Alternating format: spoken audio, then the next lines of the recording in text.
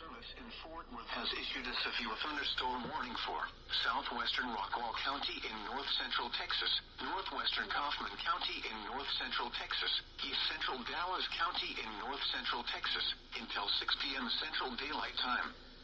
At 5:29 p.m. Central Daylight Time, a severe thunderstorm was located over Mesquite, moving east at 15 miles per hour. Hazard, 60 miles per hour wind gusts and quarter-size hail.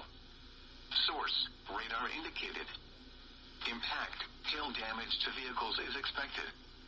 Expect wind damage to roofs, siding, and trees. Locations impacted include Crandall, Heartland, Seagoville, Sunnyvale, Mesquite, Lake Ray Hubbard, Bulk Springs, White Rock Lake, Forney, Heath, Rowlett, McClendon Chisholm, Dallas, Garland, and Rockwall. This includes the following highways: Interstate 20 between mile markers 475 and 490.